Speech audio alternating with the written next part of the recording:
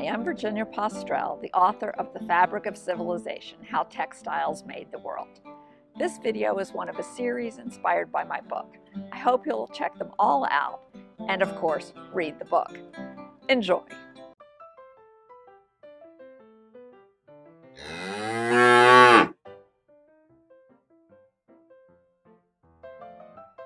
In the first half of the 20th century, milk was an essential ingredient in Western diets and a prominent feature in everyday life.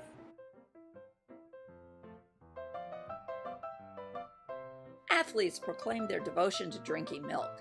It was the original health food. Milk came right to the family's doorstep. Dairies delivered milk several times a week, sometimes every day. For those who wanted to get out of the house, milk bars were popular hangouts, especially in Australia and New Zealand. They featured milkshakes and ice cream, and over time, they evolved into convenience stores, allowing customers to run around the corner for a bottle of milk. And of course, school menus always included milk.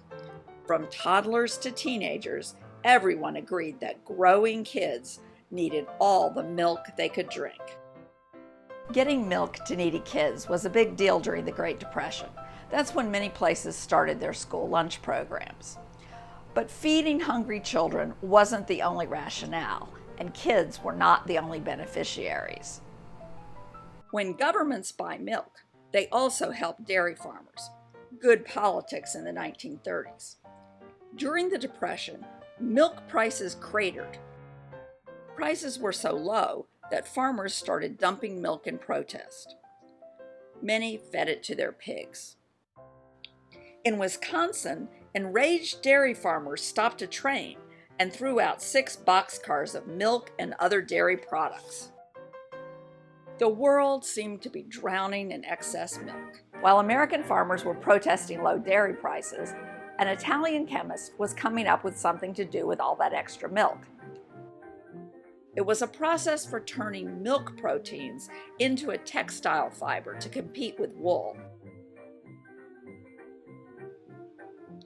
The process started with skim milk left over after making butter. The skim milk was mixed with an acid to separate out the protein called casein. The casein was dissolved and pushed through a spinneret, like water going through a shower head or pasta going through a pasta maker. The wet strands were dried, then spun into fiber. The new product was dubbed Lanital, combining lana, the Italian word for wool, and Italia. The Italian company that made Lanital was a huge producer of rayon, which is also called viscose. North Americans got their own brand of milk-derived fabric. It was called ARAC. Instead of a textile company, it was made by the National Dairy Products Corporation. The lac comes from the Latin word for milk, as in lactose intolerant. ARALAC's advertising sold the milk connection big time. It was corny and oh so wholesome, like milk. Lanital's advertising was graphically sophisticated. It was modern and stylish. It was also nationalistic. There were no goofy cartoons. These ads were meant to inspire patriotic sentiment. They portrayed modern fabrics as technologies leading Italy to victory. In Mussolini's Italy, milk wool was a political project. Mussolini preached the economics of autarky, or self-sufficiency. The fascist dictator believed that Italy should produce all its own essential goods and not rely on imports from foreign countries.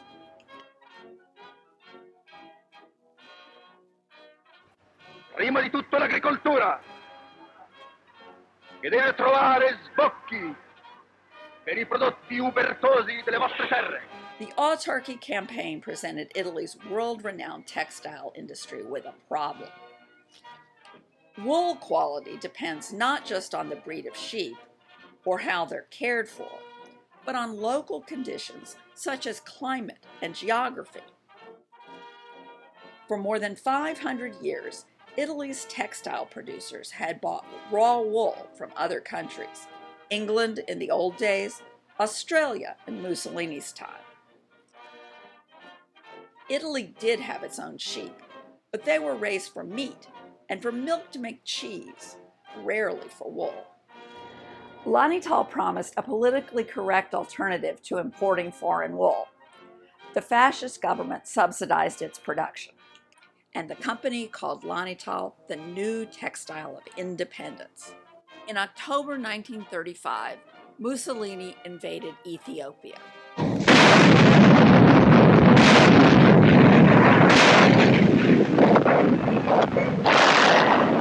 It was a brutal attack, featuring beheadings, massacres, and illegal poison gas.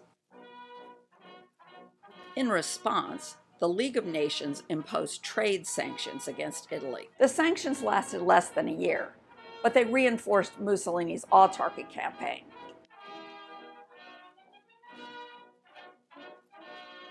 In fascist propaganda, a wool substitute made from Italian milk was a point of national pride. The futurist writer Filippo Tommaso Marinetti contributed to the propaganda effort. Marinetti was an early supporter of Mussolini's fascist party. In honor of Lanital, he published a special avant-garde poem. Marinetti called his poem Il poema del vestito di latte, or the poem of the milk dress. Marinetti's poem was pretty weird, not the sort of thing likely to catch on with your average Giuseppe. Reaching the general public, popular singer Carlo Butti recorded a song celebrating the fiber as Il miracolo della lana, or the miracle of wool. In the song, a mother worries about her sleeping baby whose father is at war. It is wintertime, and she has no blanket to keep the baby warm. Italy's enemies are punishing the nation for its victories. She joins all Italian mothers in pleading with God to provide wool. In the chorus, she begs the Italian sun to shine its rays into the cradle, turning them into threads to clothe her cold child. The song ends on a happy note.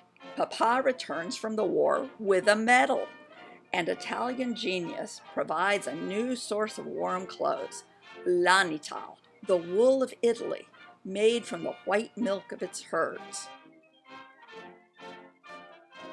Lanital, lana d'Italia, forse in questo tuo tepore è ravvolta il nostro cuore, che il tuo filo ti falò, quel tuo filo prodigioso, che sottile ma non cede, come il filo della fede, che un impero ti darà.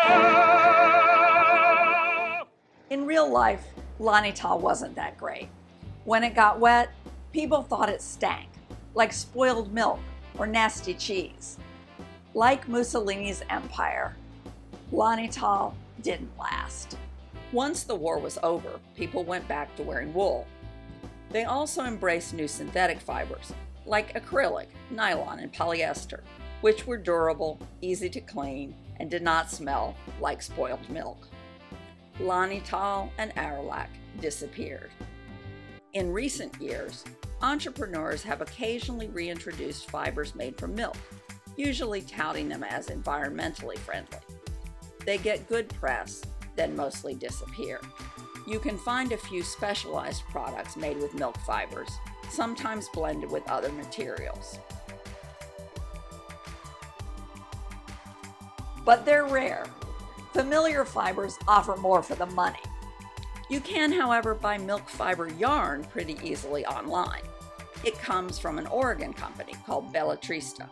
I learned to weave while researching the fabric of civilization, so I decided to see what would happen if I made my own milk fiber cloth. So far, I haven't observed any weird smells. The milk fiber looks nice. It's soft and shiny, like the tencel I use for most of my weaving. Its main drawback is that it's expensive. It costs nearly twice as much as tencel. Once I was done, I turned it into this shirt, or at least the front of it.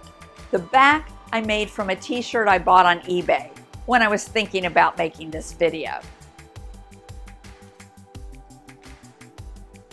For more textile stories, subscribe to my YouTube channel and check out my other videos. And don't forget to read The Fabric of Civilization: How Textiles Made the World.